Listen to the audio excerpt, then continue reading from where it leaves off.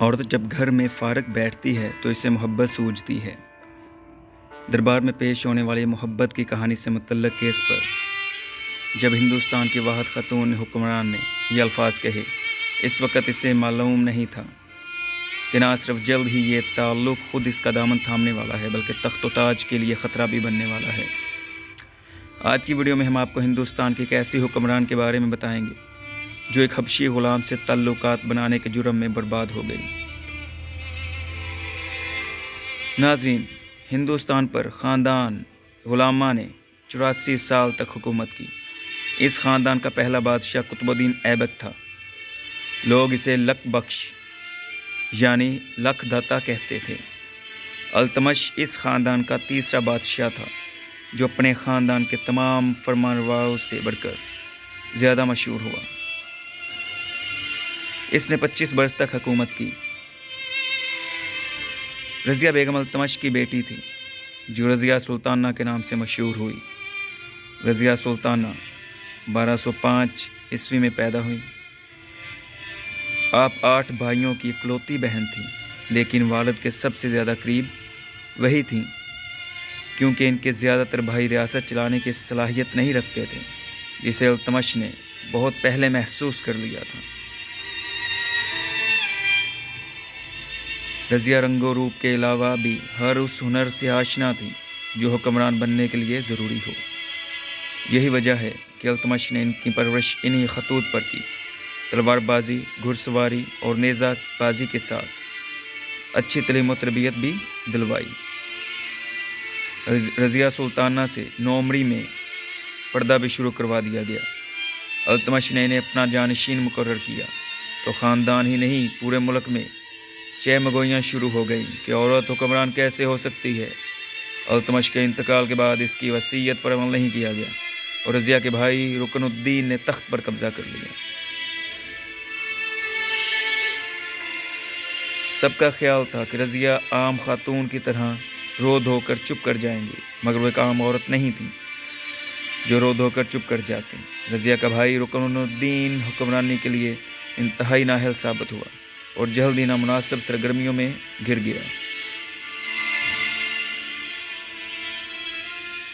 اس کی والدہ یعنی رضیہ کی سوتیلی ماں نے التمش کی دیگر بیویوں کو قتل کروا دیا جو اعلیٰ خاندانوں سے تعلق رکھتی تھی، جس پر ان کے رشتہ دار حکومت کے خلاف ہو گئے۔ اس صورتحال کا رضیہ کو بہت فائدہ ہوا اور وہ لوگوں تک یہ پیغام پہنچانے میں کامیاب رہیں کہ اصل جانشین وہی ہیں۔ ناقص طرز حکمرانی کا یہ سلسلہ صرف 7 ماہ چلا اور بغاوت ہو گئی اور رکن الدین کو مجبوراً تخت چھوڑنا پڑا۔ رضیہ سلطانہ نے دہلی کے لوگوں کی مدد سے 1236 میں بھائی کو شکست دے کر تخت حاصل کر لیا۔ اسی سارے عرصے کے دوران استبل میں کام کرنے والا حبشی غلام رضیہ سلطانہ کی نظر میں آیا تو اس کے دل کے تار بچے چلے گئے، جسے اس نے چھپانے کی بھی زیادہ کوشش نہیں کی۔ اس غلام کو امیر الامرہ بنا دیا گیا۔ بے تکلفی اتنی بڑھی کہ جب گھوڑے پر سوار ہوتی تو وہی غلام بغل میں ہاتھ ڈال کر سوار کرواتا، جس پر ترک النسل امرہ جل ببن جاتے۔ اسے احساس ہوتا بھی، لیکن یہ سب غیر ارادی طور پر ہو جاتا۔ غلام سے دلچسپی کی وجہ شاید یہ بھی ہو کہ وہ خود بھی خاندان غلامہ سے تھیں۔ ناظرین، کہا جاتا ہے کہ تخت سنبھالنے کے بعد انہوں نے زنانہ لباس پہننا ترک کر دیا۔ پہلے ہی روز وہ بغیر پردے کے کھلے چہرے کے ساتھ مردوں کا لباس پہنے شان بے نیازی سے دربار میں آئیں تو سب حیران رہ گئے۔ وہ خود کو سلطانہ کی بجائے سلطان کہلوانا پسند کرتی تھیں، کیونکہ وہ کہتی تھیں کہ سلطانہ کا مطلب ہے سلطان کی بیوی، یعنی وہی دوسرا درجہ، جبکہ میں تو خود سلطان ہوں۔ چند روز بعد ہی کچھ سرکش گروہوں نے اس خیال کے ساتھ بغاوت کر دی کہ ایک عورت آخر کتنی مذمت کر لے گی، لیکن رضیہ نے نہ صرف بغاوت کو کچلا بلکہ سازشوں کا سیاسی سوجھ بوجھ سے مقابلہ کیا، جس پر سب کے دلوں میں اس کا رعب تو پیدا ہو گیا، تاہم عورت والی پرخاش دور ہو سکی۔ نہ حبشی غلام کی قربت ہضم ہوئی۔ وہ ایک باقاعدہ سلطان کے طور پر سامنے آئی جنگ کے موقع پر جنگی لباس پہن کر اور تلوار لیے خود جنگ میں شریک ہوتی۔ انہیں مردوں کے ساتھ بہت بہادری کے ساتھ لڑتے دیکھا گیا۔ انہوں نے تقریباً 3.5 سال حکومت کی۔ رضیہ اس وقت جوان، جاذب نظر اور غیر شادی شدہ تھیں۔ ہندوستان ہی نہیں، کئی دلوں پر بھی راج کر رہی تھیں، جن میں بٹھنڈا کا حاکم ملک التونیا بھی شامل تھا اور نکاح کا پیغام بھی بھجوا چکا تھا۔ تاہم رضیہ کی نظر التفات حبشی غلام جمال الدین عرف یاقوت پر تھی۔ جب یہ قصے التونیا تک پہنچے تو اس نے رکابت میں لاہور کے حاکم ملک اعزاز الدین کو ساتھ ملا کر رضیہ کے خلاف اعلان جنگ کا اعلان کر دیا۔ دہلی کے امراء بھی ان کے ساتھ تھے۔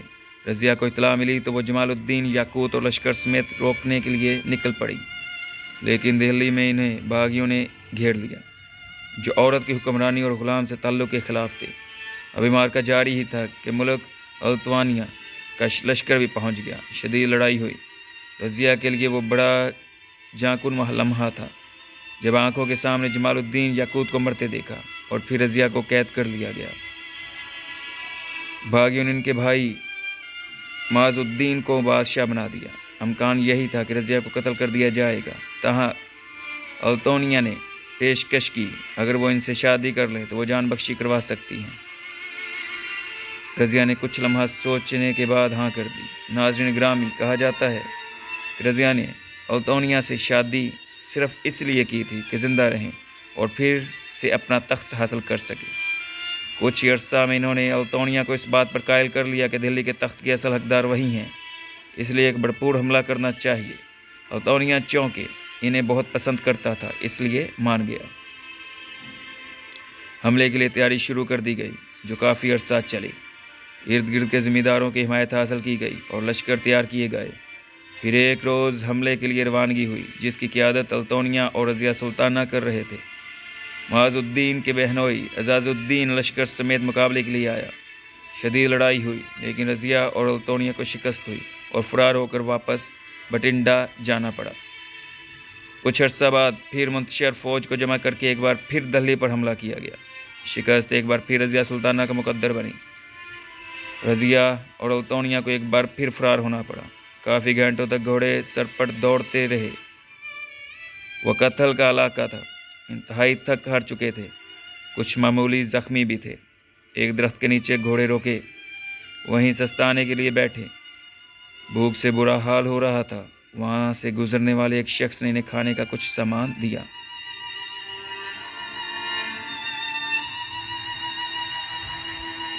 چند گھنٹے بعد 14 اکتوبر 1240 کو اسی درخت کے نیچے سے لاشیں ملیں۔